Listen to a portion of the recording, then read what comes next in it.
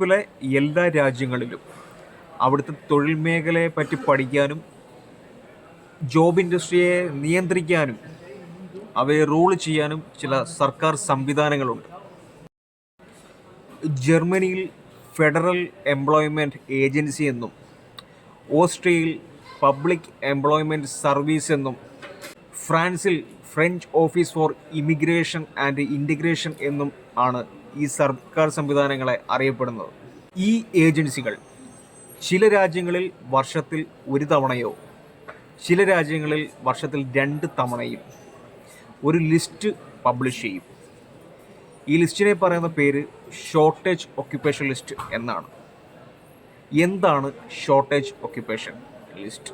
യൂറോപ്പിലെ ഏതെങ്കിലും ഒരു രാജ്യത്തെ ഒരു കമ്പനിയിൽ ഒരു തൊഴിൽ ഒഴിവ് വരികയും ആ ജോലിക്കായി ആ രാജ്യത്ത് നിന്നോ യൂറോപ്പിൽ നിന്നോ ഒരാളെ കിട്ടാത്തൊരു സാഹചര്യം ഉണ്ടായിക്കഴിഞ്ഞാൽ കമ്പനികൾ ഈ വിവരം ഗവൺമെൻറ്റിനെ അറിയിക്കും. ഗവൺമെൻറ് ഞാൻ നേരത്തെ സൂചിപ്പിച്ച എംപ്ലോയ്മെൻറ്റ് ഇൻഡസ്ട്രിയെ നിയന്ത്രിക്കുന്ന ഏജൻസികളെ ഈ കാര്യം അറിയിക്കും. ആ ഏജൻസി ഈ കാര്യം, അതായത് ആ ജോലിക്ക് ആ രാജ്യത്ത് നിന്നോ യൂറോപ്പിൽ നിന്നോ ആളെ കിട്ടാത്തൊരു സാഹചര്യം ഉണ്ടോ എന്ന് പരിശോധിക്കും. അങ്ങനെ ആ സർക്കാർ സംവിധാനത്തിന് ബോധ്യപ്പെടുകയാണ് ആ ജോലിക്ക് ആ രാജ്യത്ത് നിന്നോ യൂറോപ്പിൽ നിന്നോ ഒരു ആളെ ലഭിക്കുന്നില്ല. അങ്ങനെ അവർക്ക് ബോധ്യപ്പെട്ട് കഴിഞ്ഞാൽ അവർ ആ തൊഴിലിനെ ഷോർട്ടേജ് ഒക്യുപ്പേഷനായി പ്രഖ്യാപിക്കും. ഇങ്ങനെയുള്ള ജോലികളുടെ ലിസ്റ്റിനെയാണ് ഷോർട്ടേജ് ഒക്യുപ്പേഷൻ ലിസ്റ്റ് എന്ന് പറയുന്നത്. സാധാരണഗതിയിൽ യൂറോപ്പിലെ ഒരു കമ്പനിക്ക് യൂറോപ്പിന് പുറത്തുനിന്ന് ജോലിക്ക് ഒരാളെ എടുക്കണം എന്നുണ്ടെങ്കിൽ അതിൻ്റെ നടപടിക്രമങ്ങൾ എന്ന് പറഞ്ഞാൽ വളരെ സങ്കീർണമാണ്. എന്നാൽ ഷോർട്ടേജ് ഒക്യുപ്പേഷൻ ലിസ്റ്റിൽ ഉൾപ്പെട്ടിട്ടുള്ള ഒരു ജോലിയിലേക്ക് യൂറോപ്പിലെ കമ്പനികൾക്ക് യൂറോപ്പിന് പുറത്തു നിന്നും ആൾക്കാരെ വളരെ അനായാസമായി ഹയർ ചെയ്യാവുന്നതാണ്. അപ്പോൾ യൂറോപ്യൻ രാജ്യങ്ങളിലെ ഷോർട്ടേജ് ഒക്യുപ്പേഷൻ ലിസ്റ്റിൽ പെട്ടിട്ടുള്ള ജോലികളിലേക്കാണ് നമുക്ക് ഇന്ത്യയിൽ ഇരുന്നു കൊണ്ട് ഡയറക്റ്റായിട്ട് നമുക്ക് അപ്ലൈ ചെയ്യാൻ സാധിക്കുന്നത്. എന്നാൽ പ്രശ്നം അവിടെയും തീർന്നിട്ടില്ല. യൂറോപ്പിലെ എല്ലാ രാജ്യത്തെയും ഷോർട്ടേജ് ഒക്യുപ്പേഷൻ ജോലികളിലേക്ക് നമുക്ക് ഇന്ത്യയിൽ ഇരുന്നു കൊണ്ട് അപേക്ഷിക്കാൻ സാധിക്കുകയില്ല. അതിൻ്റെ പ്രധാനപ്പെട്ട കാരണം എന്ന് പറയുന്നത് യൂറോപ്യൻ രാജ്യങ്ങളിലെ ഭാഷയാണ്. യൂറോപ്യൻ രാജ്യങ്ങളിലെ ഔദ്യോഗിക ഭാഷ എന്ന് പറയുന്നത് ഇംഗ്ലീഷ് അല്ല. യൂറോപ്പിലെ ഓരോ രാജ്യത്തും അവരുടെ ഔദ്യോഗിക ഭാഷ എന്ന് പറയുന്നത് അവരുടെ റീജിയണൽ ലാംഗ്വേജാണ്. അതായത് ജർമ്മനിയിൽ ജർമ്മൻ, ഫ്രാൻസിൽ ഫ്രഞ്ച്, ഇറ്റലിയിൽ ഇറ്റാലിയ, സ്വീഡനിൽ സ്വീഡിഷ്. അങ്ങനെ യൂറോപ്പിൽ ഇംഗ്ലീഷ് ഔദ്യോഗിക ഭാഷയായിട്ടുള്ള 3 രാജ്യങ്ങൾ മാത്രമേ ഉള്ളൂ. അതിൽ ഷെങ്കൻ രാജ്യങ്ങളിൽ ഒരെണ്ണമേ ഉള്ളൂ, മാൾട്ട. മറ്റ് 2 രാജ്യങ്ങളെന്ന് പറയുന്നത് യുണൈറ്റഡ് കിങ്ഡം, UK-യും അയർലൻഡുമാണ്. അതുകൊണ്ട് തന്നെ യൂറോപ്യൻ രാജ്യങ്ങളിലെ ഷോർട്ടേജ് ഒക്യുപ്പേഷൻ ലിസ്റ്റിൽ ഉൾപ്പെട്ടിട്ടുള്ള ജോലികളിലേക്ക് അപേക്ഷിക്കണമെങ്കിലും ഇനി ജോലി ലഭിച്ചാലും ഭാഷ എന്നത് നമുക്കൊരു വെല്ലുവിളിയാണ്.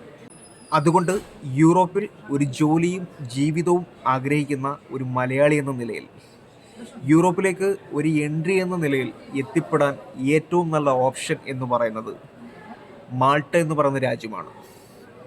അതിൻ്റെ പ്രധാന കാരണമെന്ന് പറയുന്നത് മാൾട്ടയിലെ ഭാഷ തന്നെയാണ്. മാൾട്ടയിലെ ഔദ്യോഗിക ഭാഷകളിൽ ഒന്ന് ഇംഗ്ലീഷാണ്. മാൾട്ടീസിനോടൊപ്പം മാൾട്ട എന്ന് പറയുന്നത് യൂറോപ്പിലെ ഒരു ഷെങ്കൻ രാജ്യമാണ്. ഇറ്റലിയോട് ചേർന്ന് കിടക്കുന്ന ഒരു ദ്വീപ് രാഷ്ട്രമാണ്. മാൾട്ടയിലെ കറൻസി എന്ന് പറയുന്നത് യൂറോ ആണ്. ഒരു യൂറോ എന്ന് പറയുന്നത് ഇപ്പം 92 രൂപ ആണ്. മാൾട്ടയിലെ പോപ്പുലേഷൻ നിലവിൽ 2024 കണക്കനുസരിച്ച് 5,45,000 ഇതിൽ 3.5 ലക്ഷത്തോളം മാൾട്ടീസും 2 ലക്ഷം ഫോറിനേഴ്സുമാണ് മാൾട്ടയിൽ ഇപ്പോൾ നിലവിൽ ജീവിക്കുന്നത്. അതുപോലെ തന്നെ മാൾട്ട ഒരു ടൂറിസ്റ്റ് കൺട്രിയാണ്. മാൾട്ടയിലെ വിസ നടപടിക്രമങ്ങൾ കമ്പാരിറ്റീവ്ലി മറ്റുള്ള യൂറോപ്യൻ രാജ്യങ്ങളെ വെച്ച് നോക്കുമ്പോൾ കുറച്ച് ഈസിയാണ്. നടപടിക്രമങ്ങളെ ഉള്ളൂ ഈസി, വിസ ഈസിയായിട്ട് കിട്ടും എന്നല്ല ഞാൻ ഉദ്ദേശിച്ചത്. അപ്പം ഈ കാരണങ്ങളൊക്കെ കൊണ്ട് തന്നെ ഇന്ത്യക്കാർ ഏറ്റവും കൂടുതൽ ഈ കഴിഞ്ഞ വർഷങ്ങളിലായിട്ട് എസ്പെഷ്യലി മലയാളികൾ ഏറ്റവും കൂടുതൽ കഴിഞ്ഞ വർഷങ്ങളിലേക്കായി യൂറോപ്പിലേക്ക് വന്നത് മാൾട്ടയിലേക്കാണ്. നിലവിലെ കണക്കനുസരിച്ച് നിലവിൽ 9,000 ഇന്ത്യക്കാരാണ് മാൾട്ടയിലുള്ളത്. അതിൽ ഭൂരിഭാഗവും മലയാളികളാണ്. ഇനി യൂറോപ്പ് എന്ന് കേൾക്കുമ്പോഴേ സാധാരണക്കാരായിട്ടുള്ള മനുഷ്യന്മാരുടെ മനസ്സിലേക്ക് വരുന്നൊരു ചിന്തയുണ്ട്, യൂറോപ്പിൽ ഒടുക്കത്തെ ടാക്സും ഭയങ്കര ജീവിത ചെലവല്ലേ എന്ന്. ഞാനെൻ്റെ പേഴ്സണൽ അഭിപ്രായം പറയുകയാണെന്നുണ്ടെങ്കിൽ, മറ്റുള്ള മനുഷ്യന്മാരെ സാമ്പത്തികമായി സഹായിക്കാൻ മടിയുള്ള സ്വാർത്ഥരായ കുറച്ച് മനുഷ്യന്മാർ പറഞ്ഞുണ്ടാക്കിയ ഒരു കാര്യം മാത്രമാണിത്. എൻ്റെ അഭിപ്രായം ഞാൻ ചുമ്മാ പറയുന്നതല്ല, ഞാനത് കണക്കുകൾ മുൻനിർത്തി തന്നെ ഞാൻ നിങ്ങളോട് സംസാരിക്കാം. ഒന്നാമത്തെ കാര്യം ടാക്സ്. നമുക്ക് ടാക്സിൻ്റെ കാര്യം ഒന്ന് പരിശോധിക്കാം. ലോകത്തിലെ ഭൂരിഭാഗം രാജ്യങ്ങളിലും നമുക്ക് ജോലി ചെയ്ത് വരുമാനമുണ്ടെന്നുണ്ടെങ്കിൽ, ആ വരുമാനം ഒരു നിശ്ചിത അളവിനും കൂടുതൽ ആണ് എന്നുണ്ടെങ്കിൽ നമ്മൾ നിർബന്ധമായും അതാത് രാജ്യത്തെ ഗവൺമെൻറ്റിന് ടാക്സ് കൊടുക്കണം. അത് ഇന്ത്യയിലാണെങ്കിലും കൊടുക്കണം, യൂറോപ്പിലാണെങ്കിലും കൊടുക്കണം. ഞാൻ മാൾട്ടയിലെ ടാക്സ് സിസ്റ്റവും നമ്മുടെ ഇന്ത്യൻ ടാക്സ് സിസ്റ്റത്തോടെ ഒന്ന് കമ്പയർ ചെയ്ത് പറയാം. നമ്മുടെ ഇന്ത്യയിലായിക്കോട്ടെ നമ്മുടെ മാൾട്ടയിലായിക്കോട്ടെ, ഈ രണ്ട് രാജ്യത്തെയും ടാക്സ് സിസ്റ്റം എന്ന് പറഞ്ഞാൽ ഒരു പ്രോഗ്രസീവ് സിസ്റ്റം എന്നാണ് അതിനെ അറിയപ്പെടുന്നത്. എന്താണ് പ്രോഗ്രസീവ് സിസ്റ്റം എന്ന് ചോദിച്ചാൽ, നമ്മുടെ ടാക്സ് ഒരു നിശ്ചിത പെർസെൻറ്റേജ് വരെ ഇൻകത്തിന് നമ്മൾ ടാക്സ് കൊടുക്കണ്ട. അതിനുശേഷം ഇത്ര തൊട്ട് ഇത്ര വരെയുള്ള ഇൻകത്തിന് ഇത്ര ശതമാനം കൊടുക്കണം. അതിന് മുകളിലുള്ളതിന് ഇത്ര ശതമാനം, അതിനും മുകളിലുള്ളതിന് ഇത്ര ശതമാനം.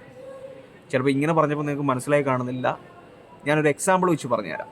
നമ്മുടെ ഇന്ത്യയിലെ പ്രോഗ്രസീവ് ടാക്സ് സിസ്റ്റം എന്ന് പറയുന്നത്, നമ്മുടെ ഒരു വർഷത്തെ വരുമാനം 2.5 ലക്ഷം രൂപ വരെ ആണെന്നുണ്ടെങ്കിൽ നമ്മൾ ടാക്സ് കൊടുക്കണ്ട. നമ്മുടെ വരുമാനം 2.5 ലക്ഷത്തിനും 5 ലക്ഷത്തിനും ഇടയിലാണ് എന്നുണ്ടെങ്കിൽ ആദ്യത്തെ 2.5 ലക്ഷത്തിന് നമ്മൾ ടാക്സ് കൊടുക്കണ്ട. ബാക്കിയുള്ള 2.5 ലക്ഷത്തിനും 5 ലക്ഷത്തിനും ഇടയ്ക്കുള്ള ആ 2.5 ലക്ഷത്തിന് നമ്മൾ 5% ടാക്സ് കൊടുക്കണം. ഇനി നമ്മുടെ വരുമാനം 5 ലക്ഷത്തിനും 10 ലക്ഷത്തിനും ഇടയ്ക്കാണ് എന്നുണ്ടെങ്കിൽ നമ്മൾ ആദ്യത്തെ 2.5 ലക്ഷത്തിന് ടാക്സ് കൊടുക്കണ്ട. പിന്നീടുള്ള 2.5 ലക്ഷത്തിനും 5 ലക്ഷത്തിനും ഇടയ്ക്കുള്ള ആ 2.5 ലക്ഷത്തിന് 5% കൊടുക്കണം.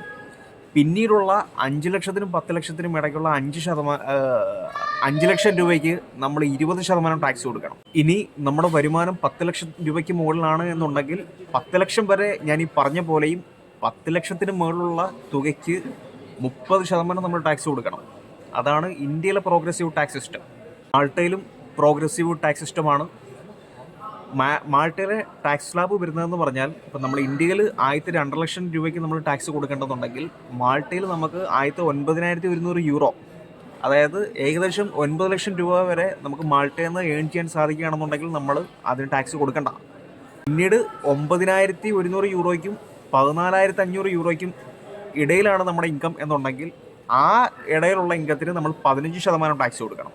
അതായത് മാൾട്ടയിൽ ഒരു വർഷത്തെ നമ്മുടെ ഏണിങ്സ് എന്ന് പറഞ്ഞത് 15 ലക്ഷം രൂപയാണെന്നുണ്ടെങ്കിൽ ആദ്യത്തെ 9 ലക്ഷം രൂപയ്ക്ക് നമ്മൾ ടാക്സ് കൊടുക്കണ്ട.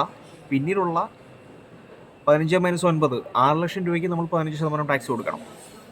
അടുത്ത ടാക്സ് സ്ലാബ് എന്ന് പറയുന്നത് 14,500 യൂറോയ്ക്കും 19,500 യൂറോയ്ക്കും ഇടയ്ക്കുള്ള നമ്മുടെ ഇൻകത്തിന് നമ്മൾ 20% ടാക്സ് കൊടുക്കണം. അതിനുശേഷമുള്ള ടാക്സ് സ്ലാബ് വരുന്നത് 19,500 യൂറോയ്ക്കും 60,000 യൂറോയ്ക്കും ഇടയ്ക്കാണ് നമ്മുടെ ഇൻകം എന്നുണ്ടെങ്കിൽ ആ ഇടയ്ക്കുള്ള ഇൻകത്തിന് നമ്മൾ 25% ടാക്സ് കൊടുക്കണം. 60,000 യൂറോയ്ക്ക് മുകളിലുള്ള നമ്മുടെ ഇൻകത്തിന് 35% ടാക്സ് കൊടുക്കണം. ഇന്ത്യയിൽ ഒരു വർഷം നമുക്ക് 10 ലക്ഷം രൂപയ്ക്ക് മുകളിൽ വരുമാനം ഉണ്ടെന്നുണ്ടെങ്കിൽ നമ്മൾ 30% ടാക്സ് കൊടുക്കണം. ആ സ്ഥാനത്ത് മാൾട്ടയിൽ നമുക്ക് 60 ലക്ഷത്തിന് മുകളിൽ മാത്രം വരുമാനമുണ്ടെങ്കിൽ മാത്രം 30% ടാക്സ് കൊടുത്താൽ മതി. ഒരു എക്സാമ്പിൾ പറഞ്ഞാൽ, നമുക്ക് ഇന്ത്യയിൽ ഒരു മാസം 2 ലക്ഷം രൂപ ശമ്പളം ഉണ്ടെന്നുണ്ടെങ്കിൽ നമ്മൾ ഇൻകം ടാക്സ് എന്ന നിലയിൽ 4,70,000 രൂപ നമ്മൾ ഇന്ത്യയിൽ ടാക്സ് കൊടുക്കേണ്ടി വരും. ഇനി നമുക്ക് മാൾട്ടയിലാണ് 2 ലക്ഷം രൂപ ശമ്പളം എന്നുണ്ടെങ്കിൽ നമ്മളൊരു വർഷത്തേക്ക് 3,18,000 രൂപ മാത്രം ടാക്സ് കൊടുത്താൽ മതി. അപ്പോൾ ഇന്ത്യയിലാണോ യൂറോപ്പിലാണോ ടാക്സ് കൂടുതൽ? ഇന്ത്യയിൽ നമ്മൾ ചെയ്യുന്ന ജോലികൾക്ക് നമ്മൾ ഡെവലപ്ഡ് രാജ്യങ്ങളുമായിട്ട് കമ്പയർ ചെയ്യുമ്പോൾ വളരെ താഴ്ന്ന ശമ്പളമാണ് നമുക്ക് ലഭിക്കുന്നത്. അപ്പോൾ അത് കാരണം നമുക്ക് ഇന്ത്യയിൽ ടാക്സ് കൊടുക്കേണ്ടി വരുന്നില്ല. പക്ഷേ അതേ സെയിം ജോലി നമ്മൾ ഒരു സമ്പന്ന രാജ്യത്ത് ചെയ്യുമ്പോൾ നമുക്ക് അത് നമ്മുടെ നാട്ടിൽ ചെയ്യുന്നതിൻ്റെ 5-6 ഇരട്ടി ശമ്പളം നമുക്കിവിടെ കിട്ടും. അപ്പോൾ അതിൽ നിന്ന് നമ്മൾ ടാക്സ് കൊടുക്കേണ്ടിയും വരും. ഒരു എക്സാമ്പിൾ ഞാൻ പറഞ്ഞാൽ, ഒരു വളരെ ചെറിയൊരു എക്സാമ്പിൾ ഞാൻ പറഞ്ഞാൽ, ഇപ്പം രാവിലെ പോയി വൈകിട്ട് ഒരു 8 മണിക്കൂർ ജോലി ചെയ്യുന്ന ഒരു വ്യക്തി ഇപ്പം നമ്മുടെ ഇന്ത്യയിൽ, എസ്പെഷ്യലി ഒരു കേരളത്തിൽ ജോലി ചെയ്താൽ ഒരു ദിവസം ഒരു 800 രൂപ ശമ്പളം കിട്ടും എന്നുണ്ടെങ്കിൽ, ഇദ്ദേഹം ആഴ്ചയിൽ 6 ദിവസം വെച്ച് ഒരു വർഷം 52 ആഴ്ച, ഒരു കൊല്ലം പണിതാൽ 2,48,000 രൂപ ആയിരിക്കും അദ്ദേഹത്തിന് വരുമാനമായിട്ട് കിട്ടുന്നത്. അപ്പം ബേസിക് എക്സംഷൻ 2.5 ലക്ഷം രൂപ വരെ ഉള്ളൂ അദ്ദേഹത്തിൻ്റെ വരുമാനം. അദ്ദേഹം ടാക്സ് കൊടുക്കേണ്ട വരുന്നില്ല. പക്ഷേ അതേ ജോലി നമ്മളിവിടെ യൂറോപ്പിൽ ചെയ്താൽ നമുക്ക് ഡെയിലി ഒരു 5,000-ഓ 6,000 രൂപയോ വരുമാനം കിട്ടും. അപ്പം ഓഫ് കോഴ്സ് നമ്മുടെ ഒരു ടോട്ടൽ ഇൻകം എന്ന് പറയുന്നത് 14 ലക്ഷത്തിലേക്കോ 15 ലക്ഷത്തിലേക്കോ പോകും. അപ്പം നമ്മൾ ആ ടാക്സ് സ്ലാബിലുള്ള ടാക്സ്, ഇപ്പം കറക്റ്റ് കണക്ക് പറയുകയാണെന്നുണ്ടെങ്കിൽ, ഇപ്പോൾ ഡെയിലി ഒരു 5,000 ഇൻകം ഈ മാൾട്ടയിൽ കിട്ടുന്നൊരു വ്യക്തി 1.5 ലക്ഷം രൂപ ടാക്സ് കൊടുക്കേണ്ടി വരും. 15 ലക്ഷം രൂപ നമുക്ക് കിട്ടുന്നു, അതിനകത്ത് നമുക്ക് 1.5 ലക്ഷം രൂപ ടാക്സ് കൊടുക്കുന്നു. 13 ലക്ഷം രൂപ നമുക്ക് നെറ്റ് കിട്ടുന്നു. ഇന്ത്യയിലാണെന്നുണ്ടെങ്കിൽ നമുക്ക് 2.5 ലക്ഷം രൂപ കിട്ടുന്നു, നമുക്ക് ടാക്സ് കൊടുക്കണ്ട. അപ്പോൾ ഏതാണ് ബെറ്റർ? ഒരേ ജോലി ചെയ്ത് 2.5 ലക്ഷം രൂപ കിട്ടിയിട്ട് ടാക്സ് കൊടുക്കാത്തതാണോ, അതോ അതേ സെയിം ജോലി ചെയ്ത് 15 ലക്ഷം രൂപ ശമ്പളം കിട്ടിയിട്ട് അതിൽ നിന്ന് 1.5 ലക്ഷം രൂപ ടാക്സ് കൊടുക്കുന്നതാണോ?